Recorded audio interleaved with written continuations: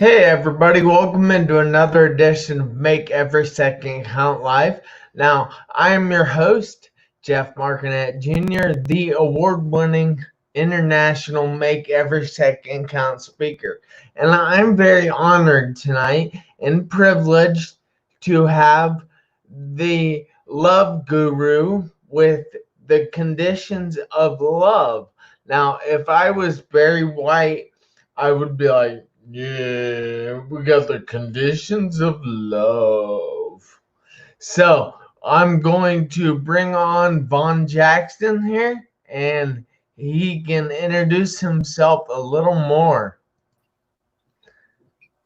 Sure. Hey, Vaun, good to see you. Hey, Jeff, how are you, man? Oh, I am fantastic. How about yourself? I will not complain. Looks like I lost audio. Okay, there we go. Now Yeah. I can see you. So if you would like to go ahead and introduce yourself and tell people what makes you the love guru. What makes me the love guru? Well, in short, I met my wife on the playground when I was 12 years old. And we started dating shortly after that. And then immediately after high school, we got married. And so this year makes 30 years of marriage for us. So I married my high school sweetheart, you know, the love story and all the whole nine, right? But what I guess if you want to call me a love guru, what makes me that is that over the years, people have always come to me and my wife for advice. My wife is more of an introvert. So even though she's profoundly insightful and keenly wise and all of that good stuff, she's not as much of an extrovert or people person, if you will, but I am. And so over time, I found myself helping more and more couples. And even during my time in the military, once I advanced in rank, I found myself in the leadership position where I was helping many of my junior sailors. And just so happens that the military has one of the highest divorce rates of all occupations. And so I found myself consistently or constantly, it seemed, in counseling sessions, helping couples power through their challenges. And so fast forward to where we are today, and probably about 9 or 10 years ago, somebody started suggesting to me that I reach a broader platform and start helping more people. And so that's what I began doing. And so my wife and I got together and we wrote a book. It's called The Conditions of Love, 31 Days to Mastering Your Relationship. And I've been helping couples all over the world. That is pretty awesome. So what are you going to give the audience tonight? One more time, please. All right, what are you going to give the audience tonight? Like, what conditions? How many? I think I'll share, I don't know, maybe 6 or 7 conditions. I think they're all pretty, hold on one second, it's my grandson. Step out, son. Go back out. Sorry about that. Give me 1 second. Go ahead, close the door, man. No, you're fine. Thank you. Yeah. So I'm going to share the top 7 conditions. I think I'll, and there really is no top ones, or there is no infinite. I mean, there is no finite number of conditions, but here's what I find. What I find is that these conditions that I'm going to share with you are definite must-haves. And so you can add to these conditions as many other conditions as you feel you want to add. But I promise you, if you remove any of them, your relationship will struggle. And so with that, if you don't have any other questions for me, then I'll go ahead and get started, or however you want to do it. Nope, I will let you go ahead and go through your steps. Okay. So one of the, when I talk to couples, and it's normally the women who say this, they tend to say, you know, he needs to communicate better. And he says, well, I do communicate. And so there's always this gap, or, you know, often there's this gap between men and women. They say men are from Mars and women are from Venus. And so there's this communication gap. And so number 1 on the conditions of love is healthy communication. Okay. And so everyone communicates, but not necessarily in a healthy way, and not always in the most effective way.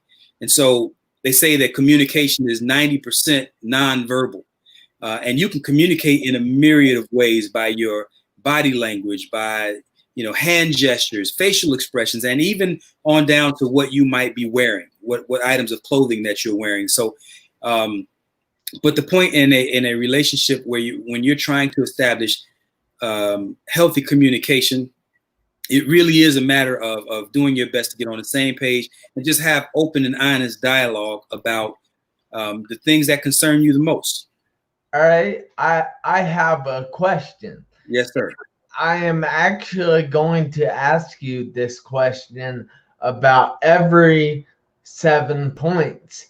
And do you have any suggestions for people that are in a relationship to establish the healthy communication?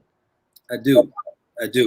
One point would be to first of all, everybody wants to say what it is that they need to say. We all want to get off our chest whatever it is that's concerning us. And so I would say be as impeccable with your word as you possibly can. Be as precise in what it is that you're conveying. And so what you're trying to do is leave as little room for error in what you're conveying. And that means leaving as little room for them to misinterpret what you mean. And so there are various ways, sometimes one of the main ways that people, I say the most effective way to start a meaningless argument is through text message. And we know that people, you can misunderstand someone through text message so easily, and it happens all the time. And then when they finally get together, one of them inevitably is saying, well, that's not what I meant. Well, this is what you said. And it just goes, so what I say is, when you're having a meaningful conversation, avoid text messages and make it a voice-to-voice, person-to-person, in face, if you can, conversation. And then the other side to that is people often are it's almost like jump rope. People don't really listen with the intent of understanding. They listen to wait for the pause in the conversation so that they can get their turn to respond. And so what I say is listen intently. Be less concerned with responding and more intent about making sure you're understanding what they're conveying. Yeah, because there are so many people, including myself half the time, that just try to think of what they're going to say next. And at that time, you're not really listening. Yeah. And it is very common. And I can't say that I'm perfect with it either. I mean, the more passionate you are about a given topic or a given conflict, the more eager we tend to become. And so the challenge is to kind of harness those emotions and get to try to get to the root of the issue.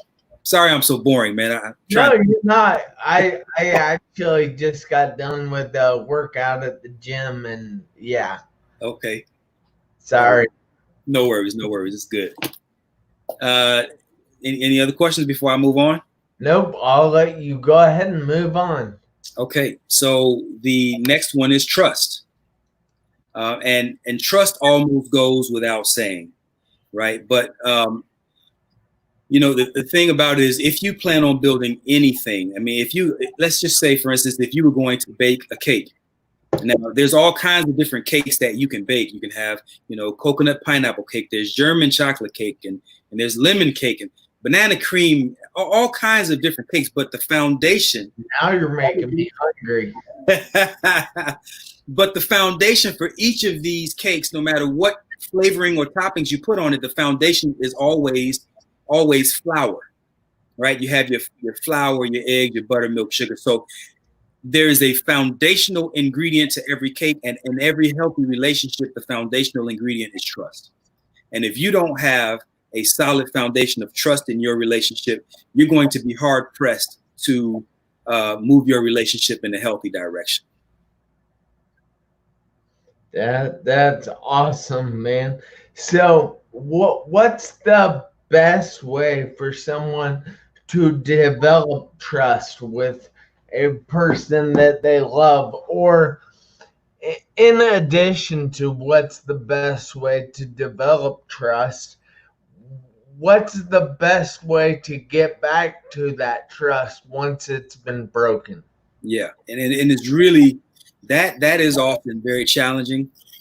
But here's the thing: oftentimes we hold people prisoner, we hold them captive to their mistakes.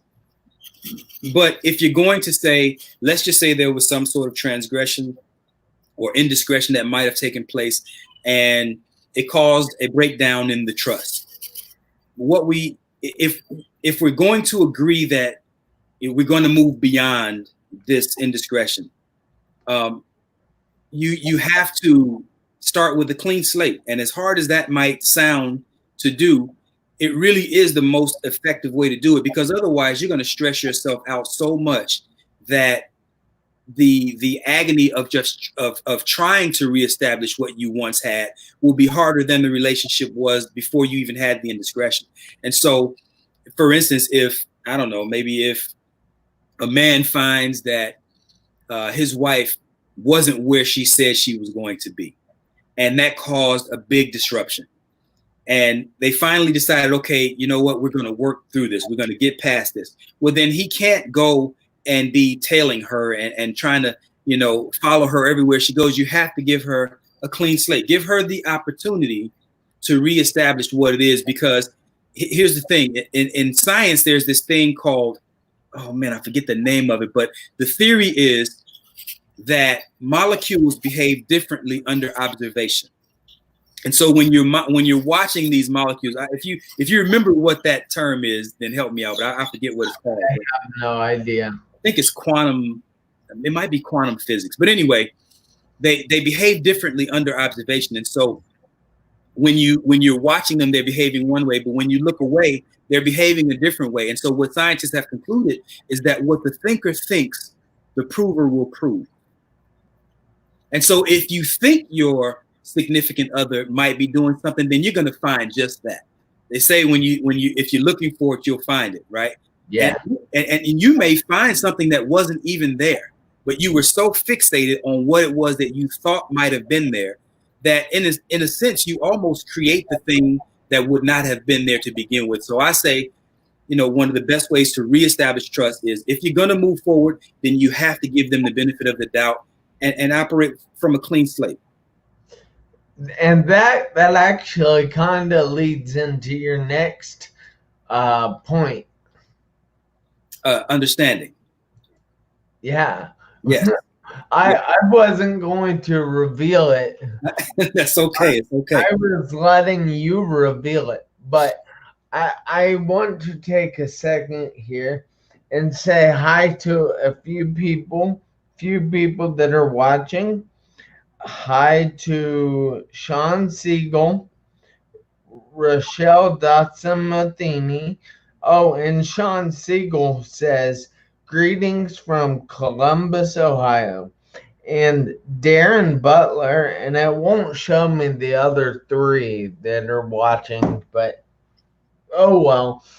But guys, thank you so much for watching. I'm here every Tuesday night at 7 p.m. Eastern Time. And I ask you if you would please comment on this video. Give us thumbs up, give us hearts, give us sad faces, give us whatever you want to give us. Just give us something.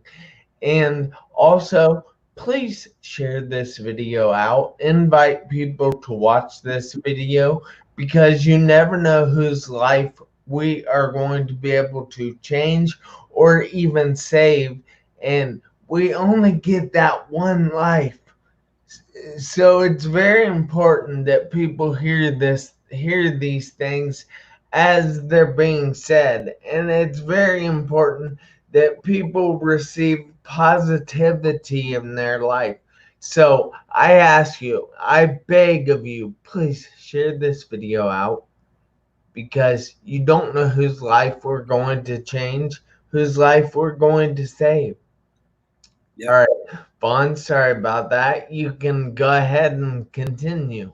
No worries. I think that's necessary. What you just did was necessary. And I think it's really important. And hopefully nobody sends us any sad faces. Aw. But to your point, the thing about understanding is it kind of goes back to what we were talking about with healthy communication. The thing about understanding is that everybody wants to be understood. Everybody wants to express themselves. Everyone wants to be heard. And everybody wants to make sure they get their point across. But what I find is much healthier and much more effective if we seek first to understand and then second to be understood.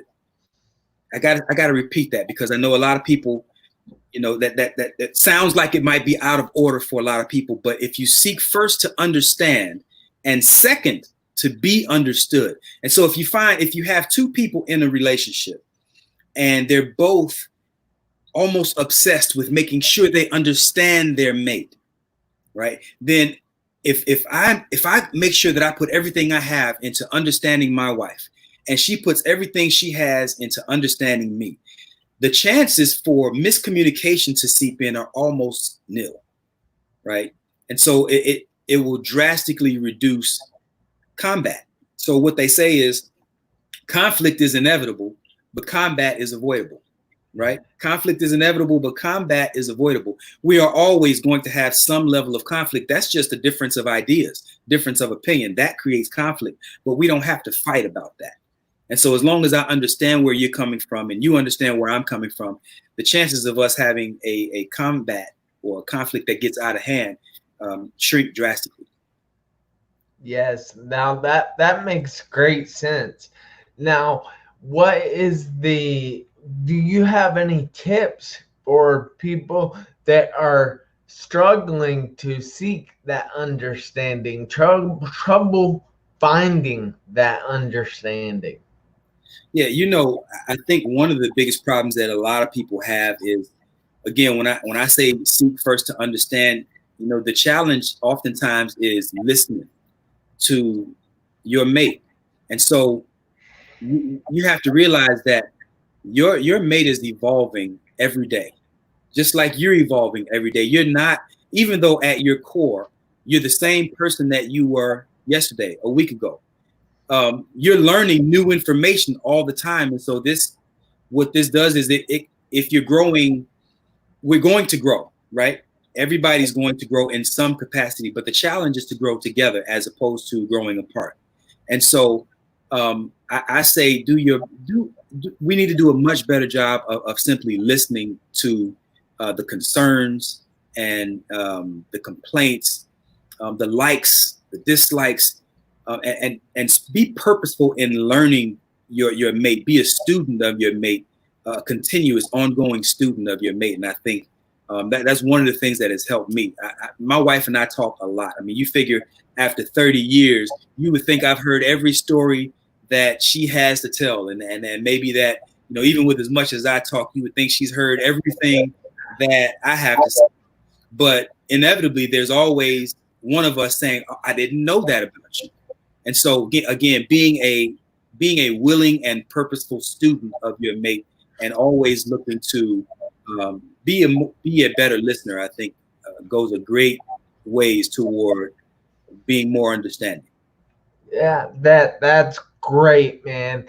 And I know that I appreciate the tips, the things that are made to help me. And I know personally that my fans out there also enjoy that. Now, I want to take another second and welcome Diane Fox, who was my seventh grade homeroom teacher, and Chuck Black. Oh, wow. And Kayla Shane. And welcome in, guys. Please give us all kinds of hearts, thumbs up, frowning faces, sad faces, angry faces. Just give us something. Show us some love. Show us some love. And don't forget to share this video out because I know it can touch somebody's life out there. So if you would like to, I'll let you go ahead and move on. Okay. And, you know, as I move on, I want to say that there are so many people struggling in their relationships. And, scientists have concluded that as much as 95% of people's overall happiness can be attributed to how well they do in their intimate relationships. And so this is 95? Yeah, as much as 95%. Wow. And this is why you have people that, even though they make a whole lot of money, they're not necessarily enjoying a peace of mind that someone who makes a fraction of what they might be making. So what they find is that at their core, at the core of a person's happiness, their intimate relationships are accountable for, or account for, much more of what it means to make that person, or to bring joy to that person's life, than any other factor. And so this is also a large part of, again, why I do what I do. And I want to say that it's a lot more attainable than most people think. And so, as I move on, I could talk forever about that. But getting to number four is intimacy. Now, this is a major one, because there's a lot of misunderstandings about what intimacy is. And so, I think men typically have a greater misunderstanding about what intimacy is than women do. Yeah. And oftentimes we think that sex is intimacy. And in a sense it is, right? Because you can't have sex without being intimate, but you can be intimate without having sex. I'll say it again. You can't have sex without being intimate, but you can be intimate without having sex. And so one of the ways that, or there are several ways that you can enjoy intimacy. Intimacy is really deeper conversations about your innermost concerns, or even fears, things that you really aspire to do. I mean, there are things that you only allow certain people access to as it pertains to some of your greatest ideas, your greatest concerns. And so another way of saying intimacy is into me see, because you're offering your mate a deeper look into who you are, and they're offering you a deeper look into who they are. Into me see. Yeah, I like that. Yeah. So that makes a lot more sense that way, I think. Yeah. And so, sometimes couples can be intimate just by sitting and watching a movie together. They're cuddled up and, they're sitting real close, maybe even holding hands. And that's an intimate moment for them. Again, it's not always about sex. All right. So people out there, I have a question. And what is not for you, Vaun, but for the viewers, what is your favorite form of intimacy? And I realize that some people are going to say sex. Yes. And I can't help that. But what is your favorite form of intimacy, and what is your favorite form of intimacy, and what is the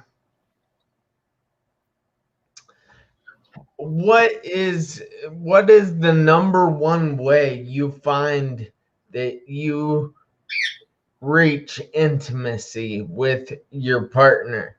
So we actually have a question here from the audience for you, Vaun. Yes. Kayla Shane says, can you give examples of non-sexual intimacy? Yes. And so my wife and I, we spend a lot of time together, and sometimes, we like going to the park when there's less likely to be other people there. So that might be in the early morning, right at sunrise, or it may be later into the evening when no one's there. And we might just go out there and sit on the bench and just talk when it's quiet, and all you hear is the sounds of nature, whether it's the birds first thing in the morning or the crickets last thing at night. And those are times where, we get to block out the whole world, and we might just sit and just be at peace and be at ease. And so that's one way that you can have intimate time without it necessarily being sexual. So would meditation with your partner be a form of intimacy? Yeah, now that's next level intimacy, Jeff. I didn't know you knew about that. That's pretty good. I see you've been doing a little bit of reading and studying on your own. But yeah, most people meditate alone, right? Yeah. But I don't, I'm not a minister, but I do enjoy some of the wisdom from the Bible. And it says, there's this one passage that says, where two or more gathered in my name, I'm there with them also. And so one of the deepest ways I think that people that mates, partners can connect is through meditation, just quiet meditation, and particularly while holding hands. And so that's one of the things that sometimes my wife and I, we will lay side by side and we will clutch hands and we will just, embrace the stillness, and we will agree on whatever it is that we want to bring to fruition. And whatever it might be, a business idea, whatever it is, and we'll sit there, we'll hold hands, and we'll meditate on that thing. And I firmly believe that it gives whatever it is a boost, as it pertains to bringing that idea into fruition. That is awesome, and thank you so much. And Kayla, I hope we answered your question. And if you would like further examples of non-sexual intimacy, please give Vaun Speaks a message here on Facebook, and I will make sure you get his contact information after this show. So I would also like to welcome Kelsey Humbarger and Jeremy Bolden to the broadcast. We ask you if you would please share this video out, give us thumbs up, heart, whatever you want to give us, and start a watch party. That's a great way for you to be able to watch it with your friends. All right, so if you would like to continue now, Kayla said we did answer her question. Okay, great. So the next one is affection. Now, affection can be tricky because not everybody enjoys affection in the same way. Some people enjoy hugs, giving hugs and being hugged. And there are other people who really don't like being hugged or touched at all. And so, or minimally, I should say. So, I'm sorry, Vaun. Is that a bird? Yeah, I have. My wife has parakeets in here, and it's fine. I was just curious. I kept looking around. I was like, "Is there a bird in here?"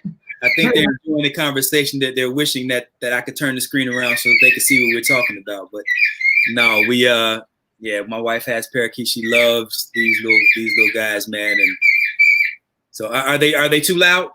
No, you're fine. Okay. So where was I? I was talking about affection, and it really does come down to finding a common ground, finding a harmony within the idea of what feels good to you as it pertains to affection, and what feels good to your mate. And so, see, Kayla says, affection is hard for me. I like to receive it, but I struggle to give it. Any advice? Wow, that's powerful. So I think it depends on who you're in a relationship with, who you're relating to. And so sometimes, here's the thing about love, right? Love is much less about what it is that we want to do for the person, and much more about what that person needs from us. And so if you truly love someone, then you do your best to supply what it is that they need from you. Now, again, I'm considering the idea that we're dealing on equal footing here, and we're not dealing with someone who's taking advantage of us or misusing or abusing us. So considering that the person that we're in a relationship with, that we're relating to, has our best interest at heart, and we have their best interest at heart also, then love is much more about, what am I willing to sacrifice for that person? What am I willing to be flexible on for that person, for the sake of maintaining harmony or even achieving harmony in our relationship? And so if, for instance, I'm the type of person who doesn't like to be or Kayla, let's use you for example. You said you're great at receiving affection, but not so great at giving it. And so you have to consider what it is that your mate needs from you, and then depending on how much of a stretch that is for you, these are things that have to be considered as it pertains to achieving that level of harmony in a relationship. So if they'd like more hugs from you, let's say they like 10 hugs a day, and normally you're comfortable giving 1 hug a day. Well, you might not ever get to the 10 that they're looking for, but you might be able to meet them in the middle. And so maybe 4, 5, 6-ish, and so it really does come down to be challenging yourself to become more flexible. Does that answer the question? That was great advice, and that actually, the hug thing, about maybe not, you can't get to 10, but you can definitely increase those hugs, and that actually leads into your next point. Yeah. And before I move on, I will say this: your mate has to challenge themselves also to be more understanding of what feels good for you, because if they are hell bent on getting that 10, even though it's making you uncomfortable to get to that 10, then we have to give them a little bit of pushback as to being more flexible with what we need. And so, yeah, you need those 10 hugs, but at the same time, I'm struggling just to meet you at 5. So if you can understand that I'm challenging myself to meet you halfway, then I would appreciate also that you meet me halfway with your understanding of the fact that it's challenging for me, and then be able to appreciate the fact that I'm stretching myself to accommodate you. So again, I hope Kayla says, wow, extremely helpful. Thank you. Okay. I appreciate that. I'm glad I was able to help. The next one, where were we? Number 6? Number 6. And this goes right into, like you said, Jeff, willingness to compromise. Willingness to compromise. Far too often people misconstrue what it means to compromise. And people often think that compromise is about losing or surrendering. But it's neither of those things. Really, compromise is much more about deciding that the other person has just as much right to be happy about the outcome as you do. Okay, I'm going to say that again. Compromise is not about losing. It's about deciding that the other person has just as much right to be happy about the outcome as you do. And so when you operate from that perspective, when you position yourself to be willing to make sure that not only that you get what you want, but that the other person also gets a good taste or a good portion of what it is that they want. That spirit of compromise goes a long way to maintaining harmony in the relationship. And again, it really is more about maintaining harmony in the relationship than anything else. Yeah, that's awesome. So that should actually be another one of your points, to maintain harmony in a relationship. So what's the best way to maintain and create harmony in a relationship? Yeah. So, oftentimes this is so challenging because we live in a society that, for the most part, it seems that me first ideal is what's on the forefront of our minds, right? I mean, everybody wants to be satisfied. Everyone wants to feel good. But I think that just as I was talking about with understanding, if I can just shift my focus a little bit and do what I can to make sure that my wife has what she needs from me, and I can concern myself, not necessarily consume myself, but I want to be concerned about what it is that it takes to make her happy, to satisfy her. And then in turn, she does the same thing for me. When you have two people that are going the length to make sure that they bring, joy to their partner's life, to their mate's life, I think you might be surprised at just how much harmony you can squeeze out of that, that fruit, if you will. So I hope that answers the question. Yeah, sorry, I created an 8 point for you. No worries, man. This is good. I can do this all day. All right, cool. Well, I will let you go ahead and move on since nobody is asking any other questions or anything right now. So I'll let you go ahead and move on. Okay, so last but not least is number 7, and that's respect.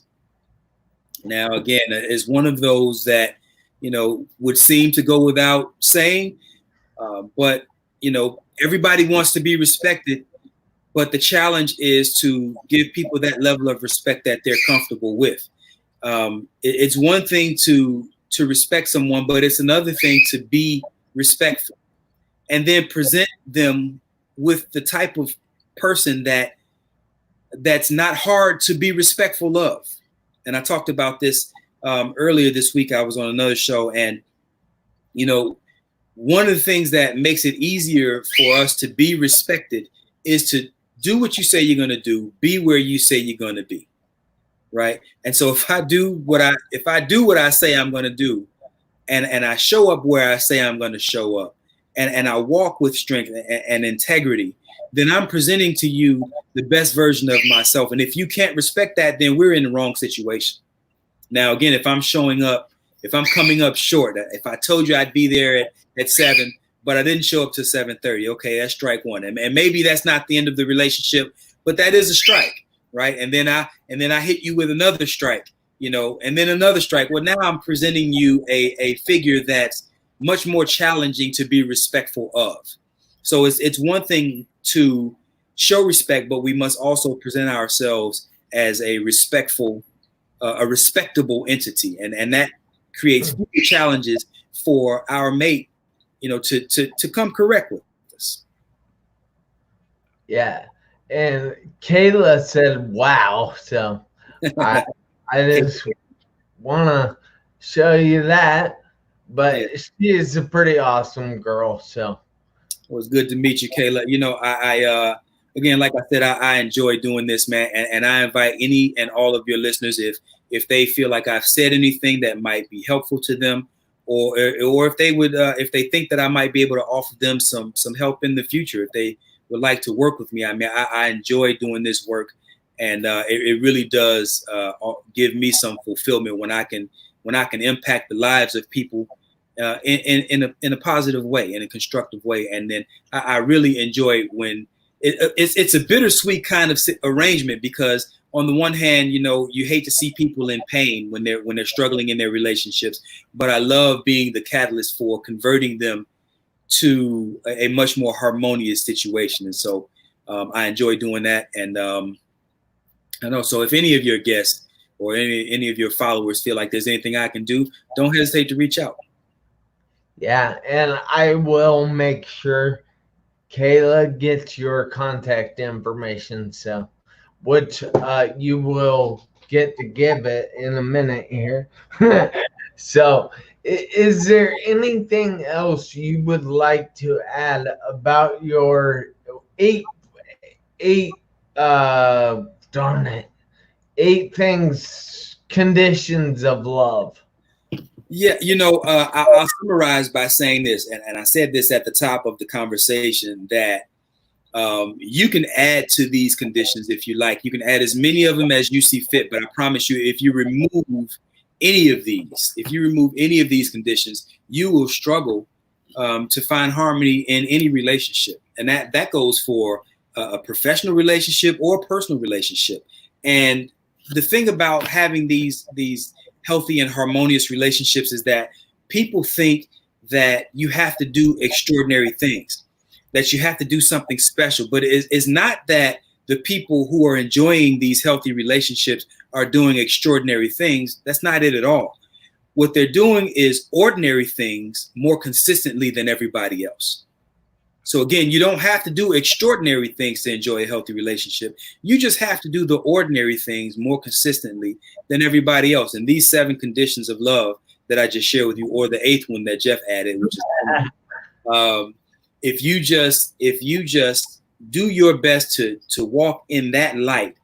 I think you'll find that healthy and harmonious and loving relationships are much easier to attain than most people think.